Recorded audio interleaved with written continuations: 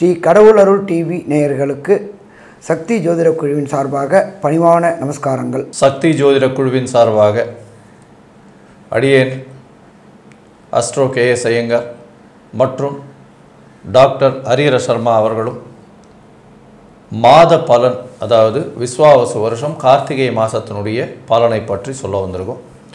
விஸ்வாவசு வருஷம் கார்த்திகை மாதம் அப்படின்றது 17-11-2025 15-12-2025 வரலும் உண்டான நாட்கள். இப்போ துலா ராசியிலிருந்து விருச்சிக ராசிக்கு சூரியன் வந்ததுனால கார்த்திகை மாதம் ஆரம்பிக்கிறது. கார்த்திகை மாதத்தில் என்னென்ன மாறுதல்கள், அதாவது கிரகச்சாரங்கள் என்னென்ன இருக்குது, இந்த மாதத்தில் வரக்கூடிய விசேஷமான நாட்கள் என்னென்ன நல்லது பண்ணலாம், மேஷம் முதல் மீனம் வரை என்னென்ன ராசிகளுக்கு என்னென்ன விஷயங்கள் நடக்கிறது அப்படின்றத பற்றி முதல்ல ஒரு இன்ட்ரோடக்ஷன் ஐயா கொடுப்பார். நல்லா அற்புதமாக சொன்னீங்க. காலபுருஷ தத்துவத்தின்படி 4ஆம் இடத்துல குரு பகவானானவர் இதுவரையில் அதிசாரத்தில் இருந்தார். கரெக்டாக மாதம் தொடங்கின அடுத்த நாள் அவர் வக்ரகதிக்கு அடைகிறாரு. வக்ரகதியில் அடைஞ்சி அவர் இருக்கிறது கர்க்கடகத்திலேயே இருக்கார்.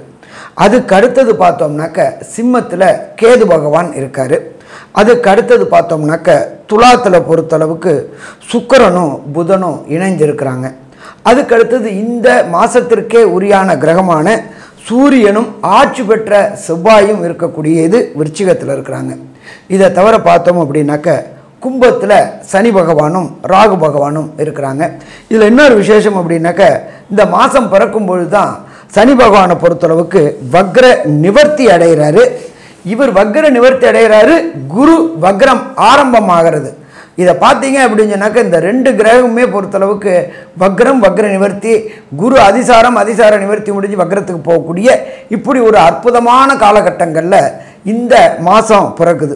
இந்த ஐயப்பன் கோயிலுக்கு மாலை போடக்கூடிய நாட்கள், ஒரு மண்டலம் விரதம் இருக்கக்கூடிய நாட்கள், இது எல்லாமே தொடங்கக்கூடிய நாள் அப்படின்றது 17-11-2025 ஐயப்பனுக்கு மாலை போடக்கூடியவங்களும். இதுக்கப்புறம் பார்த்தீங்கன்னாக்க எந்த பக்கம் திரும்பினாலும் சாமி சாமி சாமின்னு இருக்கக்கூடிய சாமிகள் மாதம் அப்படின்றது இந்த கார்த்திகை மாதம். இதில் பார்த்தோம்னாக்க அதே 17-11-2025 அன்னைக்கு முடவன் முழுக்கு அப்படின்ற ஒரு ஃபங்க்ஷன் உண்டு. இதை பொறுத்தளவுக்கு இந்த துலாஸ்தானம் முடித்தவங்க முடவன் முழுக்கு கொண்டாடக்கூடிய காலகட்டங்கள். இதுக்கு அடுத்தது பார்த்தோம் அப்படின்னாக்க 20-11-2025 இந்த அமாவாசையை பொறுத்தளவுக்கு கார்த்திகை அமாவாசை. இந்த கார்த்திகை அமாவாசை அப்படின்னாக்க சூரியனும் சந்திரனும் சேர்ந்து இருக்கிறது அமாவாசை. சூரியனும் சந்திரனும் சதசப்தமத்தில் இருக்கிறது பௌர்ணமி. இப்போ சூரியனும் சந்திரனும் சேர்ந்து இருக்கக்கூடிய அமாவாசை அப்படின்றத பொறுத்தளவுக்கு 20-11-2025 வருது. அதுக்கு அடுத்தது பார்த்தோம் அப்படின்னாக்க 24-11-2025 எல்லாருடைய கனவுகளும் நிறைவேறுது. நானும் இருக்கேன் சாமி, வாடகை வீட்டிலே குடியிருக்கிறேன், ஒரு காணி இடமாவது வாங்கி அதில் ஒரு வாஸ்து பூஜை போட்டு வீடு கட்டி இருக்கணும்னு நினைக்கக்கூடிய அத்தனை அன்பர்களுக்கும் இந்த கார்த்திகை மாதத்தில் வரக்கூடிய வாஸ்து நாள் ரொம்ப பரம பவித்திரமான நாள். அதுவும் பார்த்தீங்க அப்படின்னாக்க காலையில் 10-14 11:44 அந்த வாஸ்து பூஜை போட்டுட்டு வீட்டோடைய வேலையை தொடங்கினோம்னாக்க எந்த விதமான தடங்கல்களும் வராது. பொருளாதாரத்தில் தடங்கள் வராது. பணம் பைப்பை திறந்தால் எப்படி எண்ணெய் கொட்டுதோ அதே மாதிரி வந்துக்கிட்டே இருக்கும். அதே போல் பில்டிங் மெட்டீரியல், ஒரு சில பேருக்கு பில்டிங் மெட்டீரியல் கிடைக்காம இருக்கும். இந்த எம்சாண்டு மண் கம்பி இது எல்லாமே இந்த 24-11 வாஸ்து அன்னைக்கு பூஜை போட்டோம் அப்படின்னாக்க எல்லா விதமான தடங்கல்களும் விலகக்கூடியது. ஒரு எதிர்பார்ப்புகள், வீடு அப்படின்றது எதிர்பார்ப்புகள் உள்ள அத்தனை பேருக்கும் இந்த காலகட்டம் ஏற்றமான காலகட்டங்கள். அதுக்கு அடுத்தது நம்ம பார்த்தோம் அப்படின்னாக்க 2-12-2025 பரணி தீபம், திருவண்ணாமலையில் ஏற்றக்கூடிய பரணி தீபம். அதுக்கு அடுத்தது பார்த்தோம்னாக்க 3-12-2025 எல்லார் வீட்டிலையும் தீபம் ஏற்றுவோம். அதுக்கு பேர் கார்த்திகை தீபம்.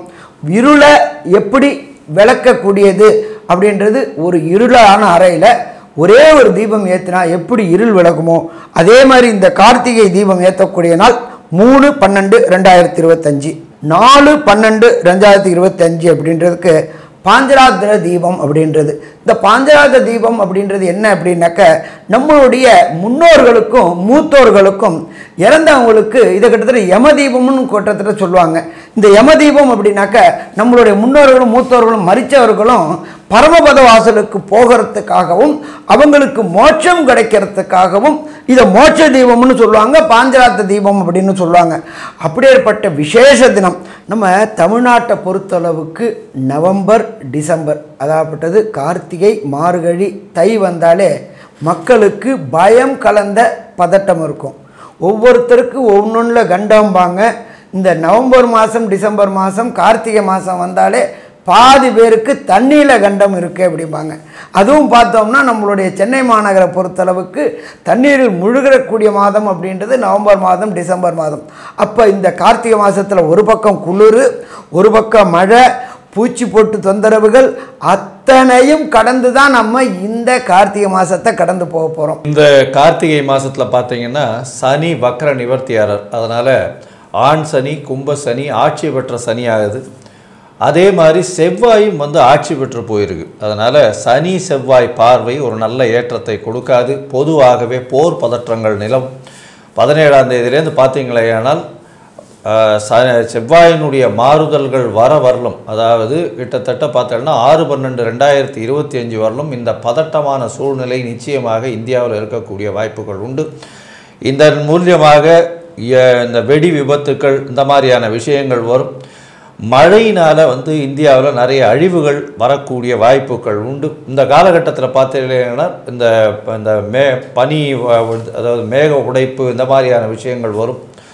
அதாவது க்ளவுட் பஸ்ன்னு சொல்லக்கூடியது. அதை தவிர தண்ணீர் வழியாக இறப்புகள் அதிகமாக இருக்கும். தொழிலாளர்கள் புரட்சி செய்யக்கூடிய காலகட்டம், புரட்சியாளர்கள் கொடி தூக்கக்கூடிய, அரசாங்கத்தை எதிர்த்து கொடி தூக்கக்கூடிய காலகட்டமாக அமைக்கும்.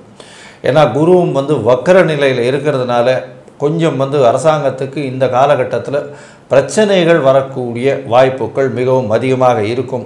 பூமி சம்பந்தமான தொழிலில் இருக்கக்கூடியவர்கள், அதாவது ரியல் எஸ்டேட்டு, கன்ஸ்ட்ரக்ஷன், நெருப்பு சம்பந்தமான தொழிலில் இருக்கிறவங்களுக்கெல்லாம் சிறு சிறு உடல் உபாதைகள் கோளாறுகள் வரும். ரியல் எஸ்டேட் மார்க்கெட்டு கொஞ்சம் அடிவாங்கக்கூடும், அதாவது இறங்கக்கூடிய வாய்ப்புகள் இந்த காலகட்டத்தில் இருக்கும்.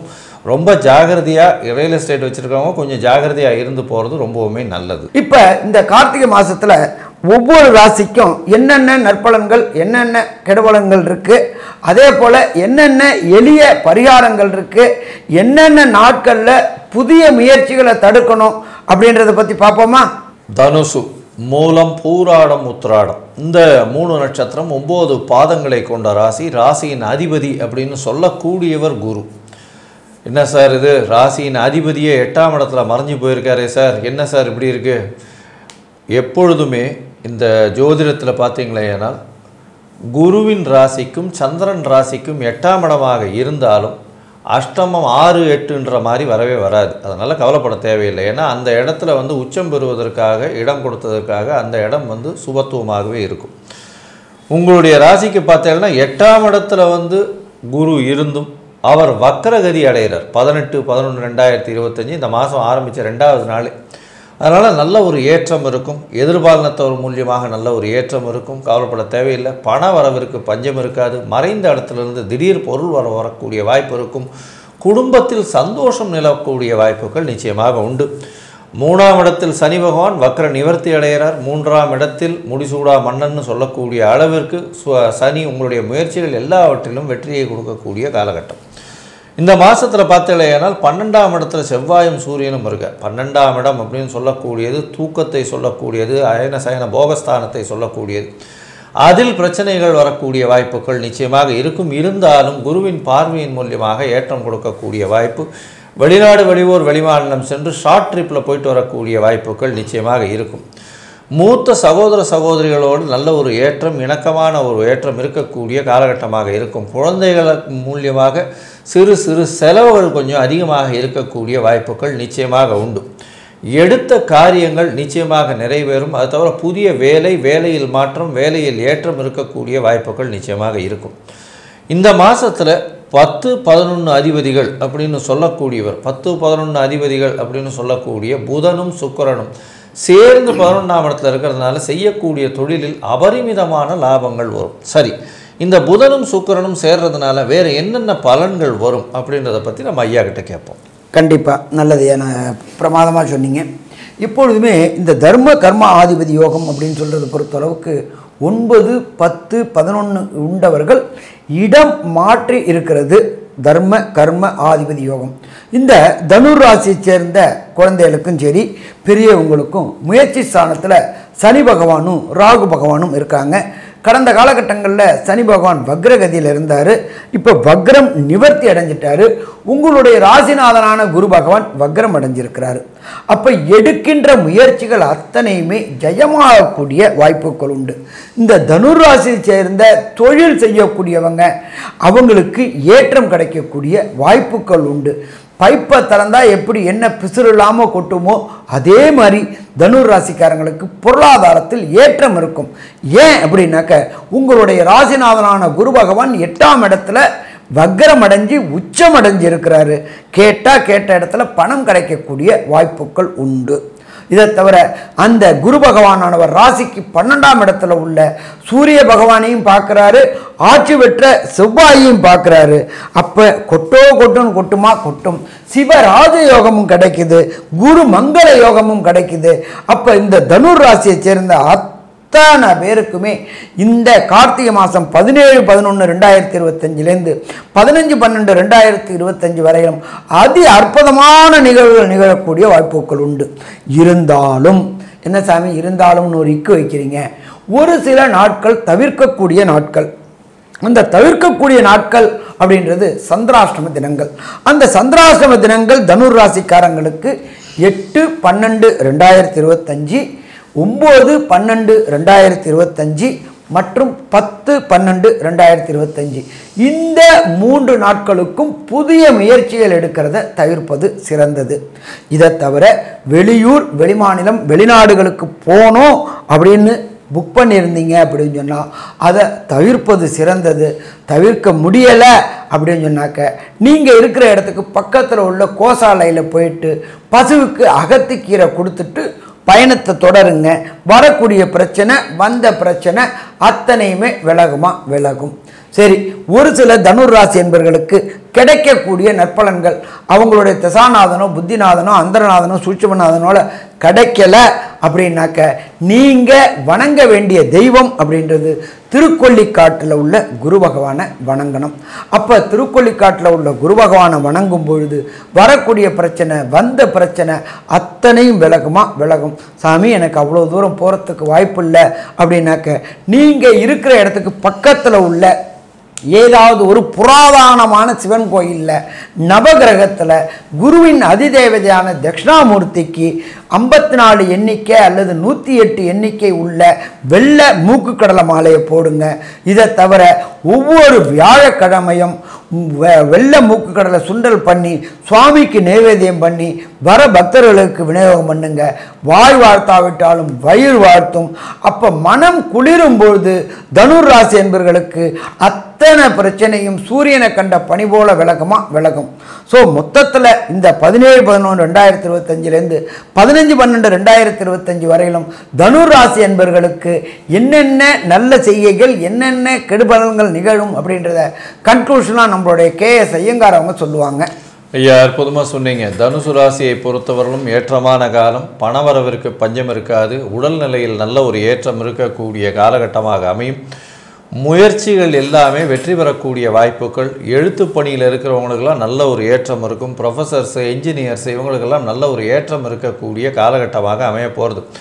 குழந்தைகளுக்காக செலவுகள் அதிகமாக இருக்கக்கூடிய காலகட்டமாக இருக்கும். தொழிலில் அபரிமிதமான ஏற்றம் இருக்கக்கூடிய வாய்ப்புகள் உண்டு. இருப்பினும் தந்தையின் உடல்நிலையில் சற்று பின்னடைவு இருக்கக்கூடிய வாய்ப்புகள், தந்தைக்காக செலவு பண்ண வேண்டிய காலகட்டங்களாக அமையும். ஷார்ட் ட்ரிப், வெளியூர் வெளிநாடு வெளிமாநிலம் சென்று வரக்கூடிய வாய்ப்புகள் உண்டு. மூத்த சகோதரிகள் மூலியமாக நல்ல ஒரு இணக்கம் இருக்கும், ஏற்றம் இருக்கக்கூடிய வாய்ப்புகள் நிச்சயமாக இருக்கும். தொழிலில் அபரிமிதமான லாபங்கள் வரக்கூடிய வாய்ப்புகள் உண்டு. பார்ட்னர்ஷிப் தொழிலையும் நல்ல ஒரு ஏற்றம் இருக்கக்கூடிய வாய்ப்புகள் நிச்சயமாக உண்டு. இவ்வளவு இருந்தும் கடன் சுமைகள் சற்று அதிகரிக்கக்கூடிய வாய்ப்பு, புதிய வேலையில் மாற்றம், வேலையில் ஏற்றம், வேலையில் இருக்கும் இடத்தை விட்டு வெளியூர் செல்லக்கூடிய வாய்ப்பு, இதையெல்லாம் அமையக்கூடிய வாய்ப்புகள் நிச்சயமாக இருக்கும். மொத்தத்தில் பார்க்கும் பொழுது இந்த தனுசு ராசிக்காரர்களுக்கு நல்ல ஒரு ஏற்றம் இருக்கக்கூடிய காலம். 95 விழுக்காடு மாற்றங்கள் இந்த காலகட்டத்தில் வரும் அப்படின்னு இந்த சக்தி ஜோதிட குழு சொல்லுது. நன்றி, நமஸ்காரம். கடவுள் அருள் டிவியை பார்த்தமைக்கு நன்றிகள். மேலும் இது போன்ற தகவல்களை தெரிந்து கொள்ள கடவுள் அருள் டிவியை சப்ஸ்கிரைப் செய்யுங்கள். மறக்காமல் பெல் ஐக்கானை கிளிக் செய்யுங்கள்.